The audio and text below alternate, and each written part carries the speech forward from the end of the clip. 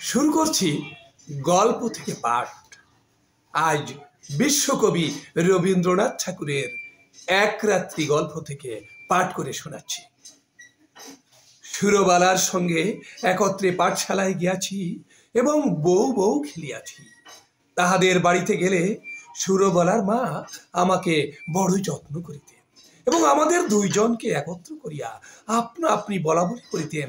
আহা, দুটিতে বেশ মানায়। ছোট ছিলাম, কিন্তু কথাটার অর্থ একরকম বুঝিতে পারিতাম। সুরবলার প্রতি যে সর্বসাধারণের অপেক্ষা আমার কিছু বিশেষ দাবি ছিল, সে ধারণা আমার মনে বদ্ধমূল হইয়া গিয়াছিল। সেই অধিকার মদে মত্ত হইয়া তাহার প্রতি যে আমি শাসন এবং উপদ্রব না করিতাম তাহা নয়। সে অসহিষ্ণুভাবে আমার সকল রকম ফরমাস খাড়িত এবং শাস্তি বহন করিত।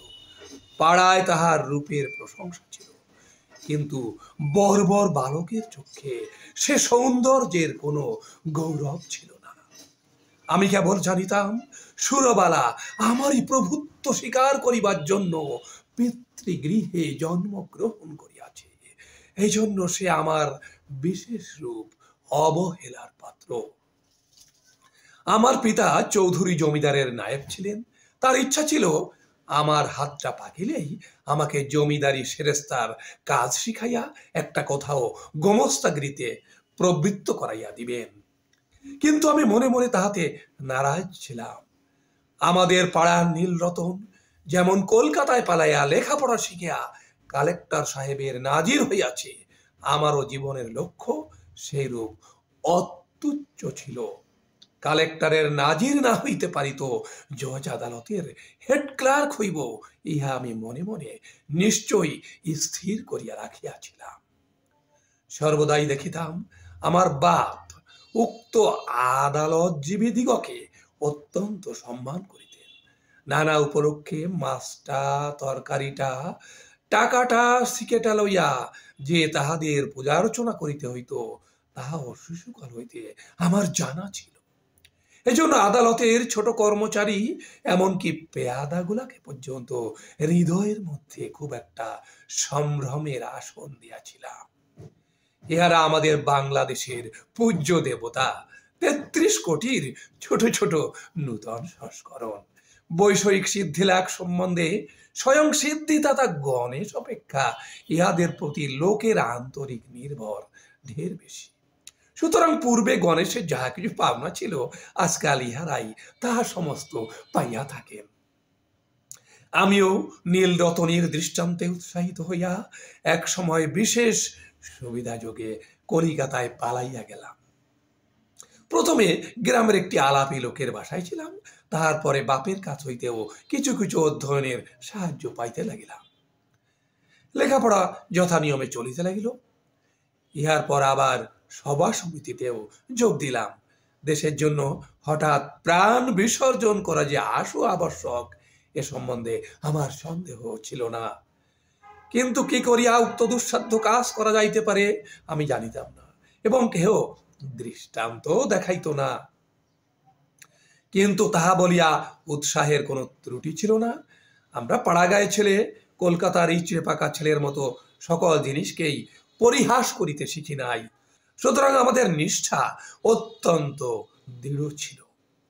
আমাদের সভার কর্তৃপক্ষীয়রা বক্তৃতা দিতেন, আর আমরা চাঁদার খাতা লইয়া না খাইয়া দুপুর রৌদ্রে টো টো করিয়া বাড়ি বাড়ি ভিক্ষা করিয়া বেড়াইতাম। রাস্তার ধারে দাঁড়াইয়া বিজ্ঞাপন বিলি করিতাম। সভাস্থলে গিয়া বেঞ্চি চৌকি সাজাইতাম। দলপতির নামে কেহ একটা কথা বলিলে কোমর বাঁধিয়া মারামারি করিতে উদ্যত হইতাম। শহরের ছেলেরা এইসব লক্ষণ দেখিয়া আমাদিগকে বাঙাল বলিত। নাজির সেরেস্তাদার হইতে আসিয়াছিলাম, কিন্তু মার্টসিনি গারিবাল্ডি হইবার আয়োজন করিতে লাগিলাম। এমন সময় আমার পিতা এবং সুরবালার পিতা একমত হইয়া সুরবালার সহিত আমার বিবাহের জন্য উদ্যোগী হইলেন। আমি 15 বছর বয়সের সময় কলকাতায় পালাইয়া আসি। তখন সুরবালার বয়স 8, এখন আমি 18। পিতার মতে আমার বিবাহের বয়স ক্রমে উত্তীর্ণ হইয়া যাইতেছে। কিন্তু এদিকে আমি মনে মনে প্রতিজ্ঞা করিয়াছি, আজীবন বিবাহ না করিয়া স্বদেশের জন্য মরিব। বাপকে বলিলাম, বৃদ্ধাভ্যাস সম্পূর্ণ সমাধান করিয়া বিবাহ করিব না। 2-4 মাসের মধ্যে খবর পাইলাম উকিল রামলোচন বাবুর সহিত সুরবালার বিবাহ হইয়া গিয়াছে। পতিত ভারতের চাঁদা আদায় কার্যে ব্যস্ত ছিলাম, এ সংবাদ অত্যন্ত তুচ্ছ বোধ হইল। এন্ট্রেন্স পাশ করিয়াছি, ফার্স্ট আর্টস দিব, এমন সময় পিতার মৃত্যু হইল। সংসারে কেবল আমি একা নই, মাতা এবং 2টি ভগিনী আছে। সুতরাং কলেজ ছাড়িয়া কাজের সন্ধানে ফিরিতে হইল। বহু চেষ্টায় নোয়াখালী বিভাগের একটি ছোট্ট শহরে এন্ট্রেন্স স্কুলের সেকেন্ড মাস্টারি পদ প্রাপ্ত হইলাম। মনে করিলাম আমার উপযুক্ত কাজ পাইয়াছি। উপদেশ এবং উৎসাহ দিয়া এক একটা ছাত্রকে ভাবি ভারতের এক একটি সেনাপতি করিয়া তুলিব। কাজ আরম্ভ করিয়া দিলাম। দেখিলাম ভাবি ভারতবর্ষ অপেক্ষা আসন্ন এক্সামিনের তাড়া ঢের বেশি। ছাত্রদিওকে গ্রামার অ্যালজেব্রার বহির্ভূত কোনো কথা বলিলে হেডমাস্টার রাগ করে। মাস 2-এর মধ্যে আমারও উৎসাহ নিস্তেজ হইয়া আসিল। আমাদের মতো প্রতিভাহীন লোক ঘরে বসিয়া নানারূপ কল্পনা করে অবশেষে কার্যক্ষেত্রে নামিয়া ঘাড়ে লাঙল বহিয়া পশ্চাৎ হইতে লেজ মলা খাইয়া নত শিরে সহিষ্ণুভাবে প্রাত্যহিক মাটি ভাঙ্গার কাজ করিয়া সন্ধ্যাবেলায় এক পেট জাবনা খাইতে পারিলেই সন্তুষ্ট থাকে। লম্ফে জম্ফে আর উৎসাহ থাকে না। অগ্নিদাহের আশঙ্কায় একজন করিয়া মাস্টার স্কুলের ঘরেতেই বাস করিত। আমি একা মানুষ, আমার উপরেই সেই ভার পড়িয়াছিল। স্কুলের বড় আটচালার সংলগ্ন একটি চালায় আমি বাস করিতাম। স্কুল ঘরটি লোকালয় হইতে কিছু দূরে একটি বড় পুষ্করিণীর ধারে।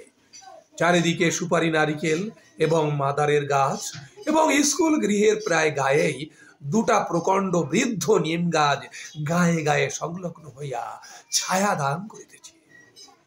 একটা কথা এতদিন উল্লেখ করি নাই, এবং এতদিন উল্লেখযোগ্য বলিয়া মনে হয় নাই। এখানকার সরকারি উকিল রামলোচন রায়ের বাসা আমাদের স্কুল ঘরের অনতি দূরে, এবং তার সঙ্গে তাহার স্ত্রী আমার বাল্যসখী সুরবালা ছিল, তাহা আমার জানা ছিল। রামলোচন বাবুর সঙ্গে আমার আলাপ হইল। সুরবালার সহিত বাল্যকালে আমার জানাশোনা ছিল, তাহা রামলোচন বাবু জানিতেন কিনা জানি না।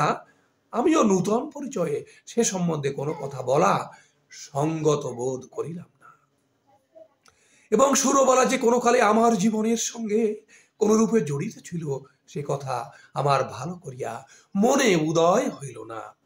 একদিন ছুটির দিনে রামলোচন বাবুর বাসায় তাহার সহিত সাক্ষাৎ করিতে গিয়াছি। মনে নাই কি বিষয়ে আলোচনা হইতেছিল, বোধ করি বর্তমান ভারতবর্ষের দুরবস্থা সম্বন্ধে।